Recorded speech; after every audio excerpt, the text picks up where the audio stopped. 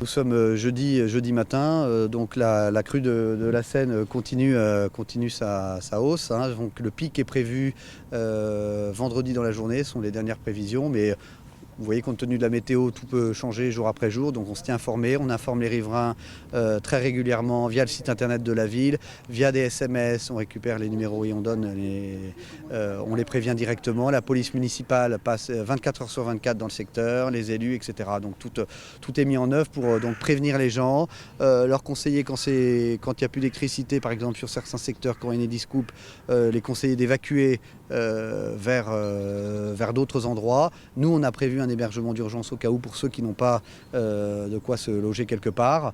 Donc voilà, tout est prévu. On est à peu près sur l'épisode peu ou prou similaire à 2016. Voilà.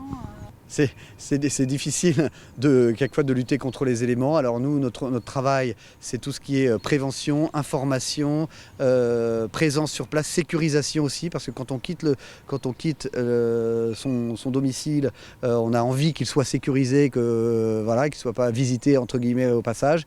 Donc on a une présence 24 heures sur 24, on a une opération sécurité crue, etc. On renforce avec également les services de police de l'État.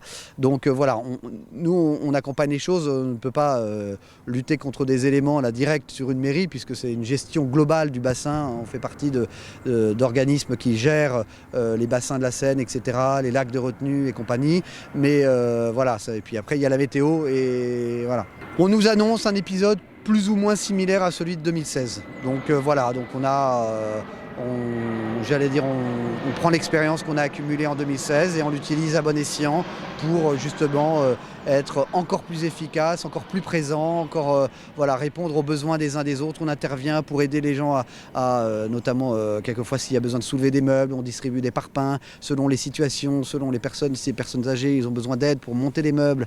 Les équipes sont là depuis plusieurs jours pour aider à monter les meubles et essayer de mettre hors d'eau, mettre à l'étage si possible, ou surélevé, etc. Il y a aussi des remontées d'eau, il y a la Seine qui déborde et puis en même temps les nappes phréatiques sont gorgées d'eau, les réseaux également, donc ça remonte par le sous-sol. Les dégâts, ils seront surtout apparents au moment de la décrue, donc là il y a la hausse jusqu'à vendredi, il y a souvent une phase de stabilisation pendant quelques jours et après la décrue s'amorce. Donc on n'en est pas malheureusement encore là, on en est à la phase justement prévention, information, action pour prévenir les gens, éviter qu'il y ait des dégâts justement notamment humains et voilà, donc présence complète.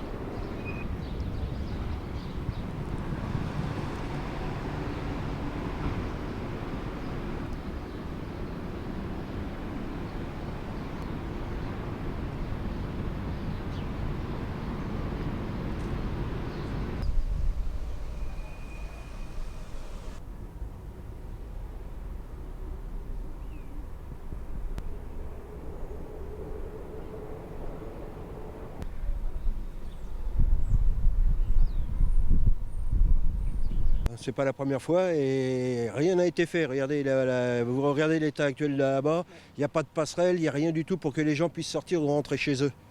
C'est lamentable. 2016, c'était la même chose. Ils sont arrivés au dernier moment. Et en 2016, c'était en mois de juin. Là, on est en hiver. La Seine, elle est pas à 20 degrés. On est obligé de tout débarrasser et puis se démerder comme on peut. Et la mairie, elle vous aide, elle fait quoi? Rien du tout. Rien du tout. Comment ça, expliquez-moi? Rien du tout. On n'a vu personne. S'ils étaient venus, on aurait pu dire ils ont fait quelque chose. Vous avez vu qu'un gars de la mairie là? Parce que moi j'habite dans ce bâtiment-là aussi et puis voilà ce que ça donne. On n'est pas prévenu, rien du tout. La mairie vous aide pas? Pour l'instant non, pas grand-chose. Pour 2016, l'instant, comment ça passait pour vous? en 2016 ils avaient installé des passerelles, mais on est au dernier moment. Au dernier moment. Au dernier Est-ce que la moment. mairie- Voilà, le gardien.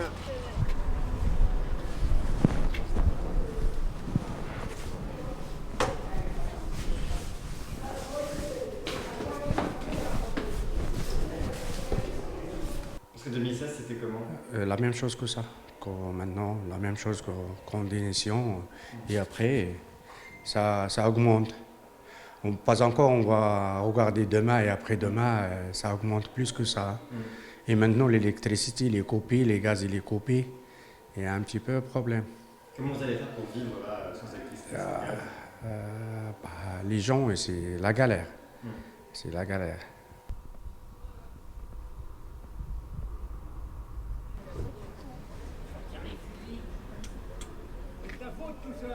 Oui.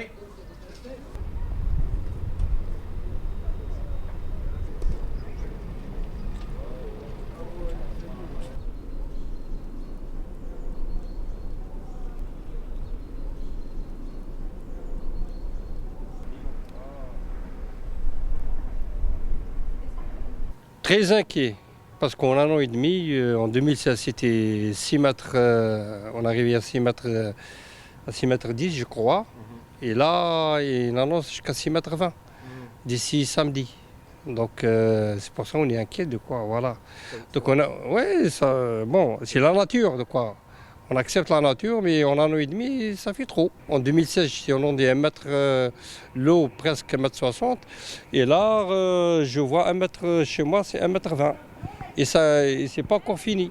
Donc d'ici samedi, ça remonte. Je ne peux pas rentrer là. Vous voyez, je suis dans la ruelle qui est de halage, donc je ne peux pas accéder. Donc je vois l'eau un petit peu comme il est, donc j'imagine la maison, là je suis à 1 mètre 20 d'eau. Ah ouais? Oui, 1 mètre 20 d'eau, oui. Ma cave, je l'ai utilisée comme une cuisine et tout aménagé. J'ai tout remonté là-haut. Voilà, c'est pas comme 2016, ça a été vraiment à devenir des seuls coups. J'ai pas le temps de remonter les choses. Mais là, ça va. On est prévenu, ça fait 10 jours à l'avance. On prépare, j'ai tout monté là-haut. Et là, on verra d'ici samedi qu'est-ce qui va passer, quoi. Inquiet, pas inquiet, c'est normal, on est inquiet. Ça veut dire, vous savez, là, je suis à Mise-Alfort, les enfants que je leur ramène le matin, mon travail, voilà, c'est ça, perturbe un petit peu de mon planning, quoi, de la journée. C'est normal, on est là, on a la rigueur de continuer, et c'est comme ça, c'est pas que l'eau qui nous arrête. Voilà, l'eau, ça vient, je vous dis, dans 1 an et demi, on était inondés, et là, ça repart, voilà, c'est la vie, il faut accepter. La situation, c'est une situation de crise, vous l'avez bien compris, avec les inondations, les rues qui sont inondées et la Seine qui déborde depuis mercredi soir. Donc c'est une situation qui se reproduit, puisqu'en juin 2016, on a eu déjà cette situation, et qu'en fait, là, les gens sont complètement accablés par ces inondations, où ils ont déjà tout perdu en juin 2016, et ça se renouvelle maintenant. Donc c'est une situation très pénible à gérer, et on ne peut pas arrêter l'eau. Donc là, la Seine continue de monter. Elle déborde depuis mercredi soir, et les riverains sont obligés d'évacuer. Donc la mairie a fait tout un service évidemment de crise, une cellule de crise, où nous accueillons les gens qui le souhaitent dans les gymnases, et des rondes de la police municipale qui font sans arrêt des rondes le long des quais. Voilà.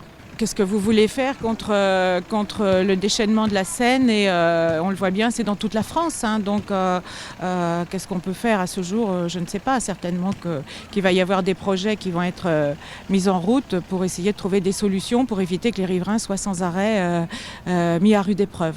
Ah oui, depuis mardi matin, nous avons fait du porte-à-porte, les élus, les services techniques, la police municipale, et tous les services de la ville ont fait un boulot important de prévention pour alerter les gens et pour leur demander d'évacuer leur sous-sol et de protéger les choses les plus précieuses pour eux.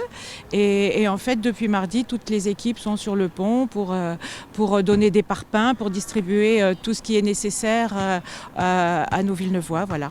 En 2016, il y a eu d'énormes dégâts.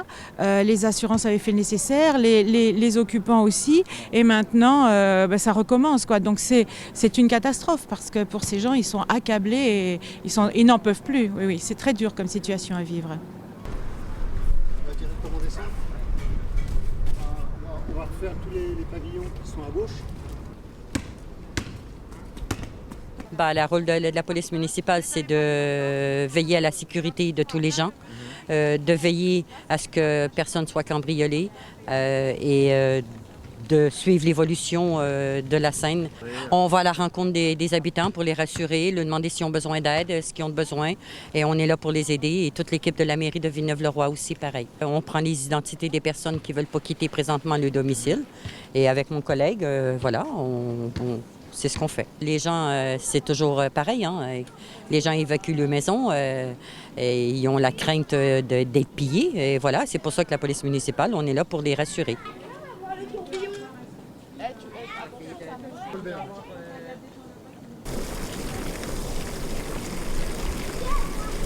J'ai pas envie de quitter ma maison déjà parce qu'on pense qu'on va se faire peut-être cambrioler, on sait jamais, déjà l'année dernière il y a eu des cambriolages. Et ensuite parce que cette maison j'ai pas envie de la laisser seule. Je suis peut-être un peu sentimental mais bon j'ai pas envie de la laisser seule cette maison. Là je vais aller donner 2 thermos d'eau chaude à ma voisine au fond de l'impasse qui est bloquée par les inondations et qui n'a absolument pas de barque et qui ne veut pas quitter son domicile parce qu'on a vu des gens passer susceptibles de voler les maisons. Et puis après je vais déposer ça puis je vais rentrer chez moi.